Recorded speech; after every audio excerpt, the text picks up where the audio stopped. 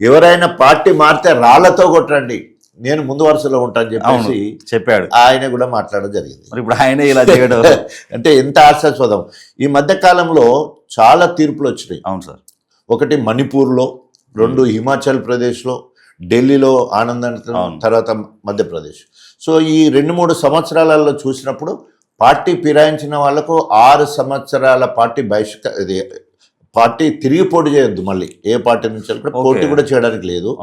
తర్వాత హిమాచల్ ప్రదేశ్ అయితే ఇంకొక అడుగు ముందుకేసి ఎవరైతే పార్టీ ఫిరాయించిన వాళ్లకు ఎమ్మెల్యే పెన్షన్ కూడా ఇవ్వద్దని కూడా సభలో ఏకాగ్రీవం. మన దగ్గర ఎందుకు సార్ మన. సో ఇది పరిస్థితి. అంటే ఈరోజు రేవంత్ రెడ్డి ఏదో ఉంటుంది కదా,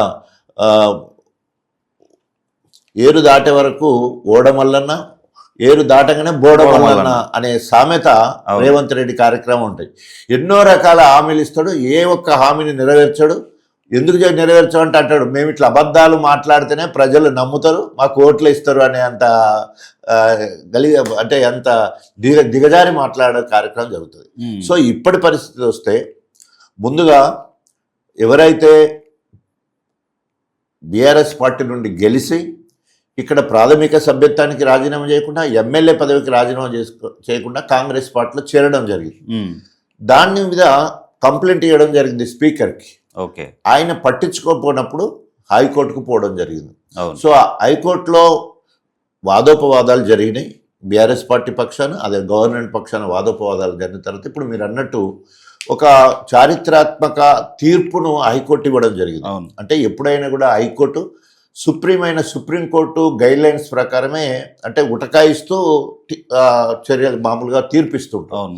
దాంట్లో భాగంగా మరి 4 వారాలలో మీరు ఒక షెడ్యూల్ ఏర్పాటు చేసి మీరు 4 వారాలలో చర్య తీసుకోవాలని సెక్రటరీ, అసెంబ్లీ సెక్రటరీ ద్వారా స్పీకర్కి తెలియజేయడం జరిగింది. సో 4 వారాల కనుక మీరు తేల్చండి, మీరు తేల్చకపోతే మేము తేల్స్తాం, సుమోటోగా తీసుకొని మేము తేల్చేస్తాం అని చెప్పడం జరిగింది. అంటే తేల్చడం అంటే ఏముంది, సో సుప్రీంకోర్టు ఏదైతే గైడ్లైన్స్ ఉన్నాయో 3 monthsలో స్పీకర్ కనుక ఎలాంటి నిర్ణయం తీసుకోకపోతే సుప్రీంకోర్టు ఇంటర్వ్యూన్ అయ్యి 6 సంవత్సరాల బహిష్కరణ చేసే కార్యక్రమం ఉంటుంది యాంటీ డిఫెక్షన్ లా ప్రకారం. సో ఆ రకంగా ఇప్పటికే తీర్పు తెలిసిపోయినట్టు అనిపిస్తుంది.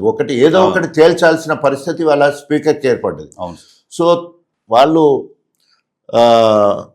తీర్పు స్పీకర్ కనుక డిలే చేయడం కనుక చేసేదంటే వాళ్ళు సుమోటోగా తీసుకుంటారు ఒకటి.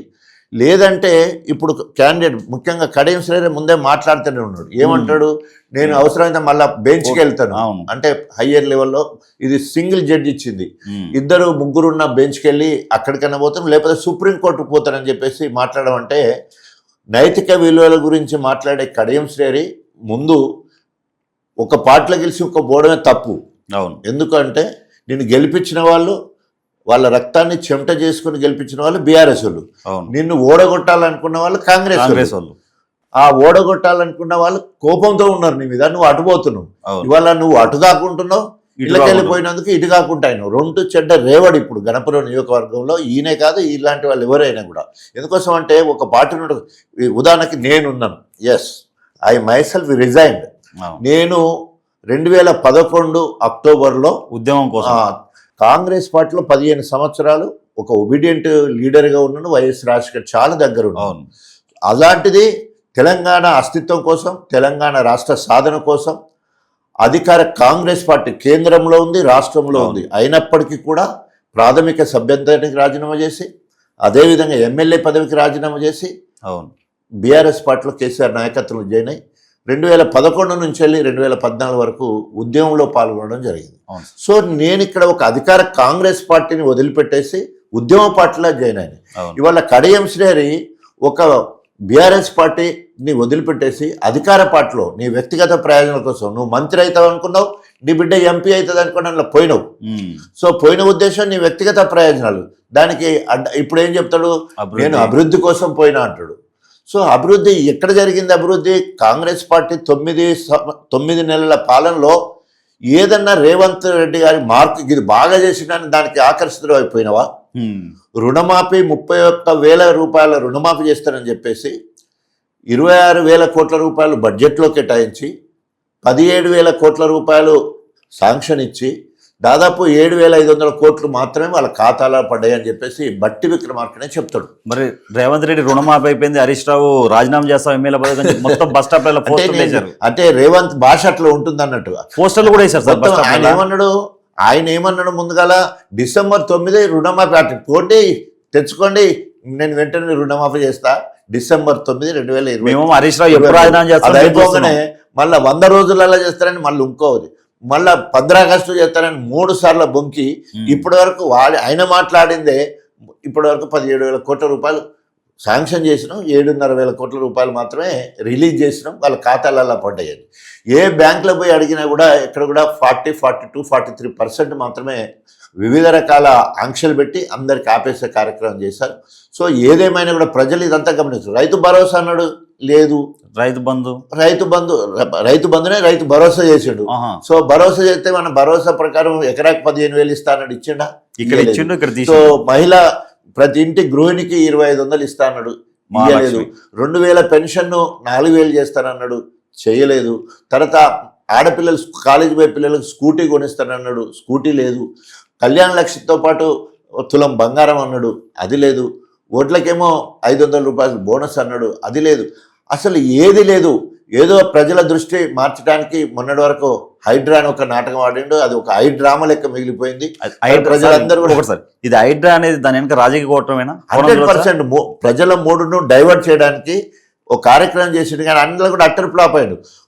పూటకు గతి లేని వాళ్ళు, దారిద్ర్య రేఖకు దిగు ఉన్న వాళ్ళు, వాళ్ళకున్న కొద్దిపాటి పైసలతోటి అక్కడ జాగా కొనుక్కొని పర్మిషన్ తీసుకొని కడుక్కున్నాం.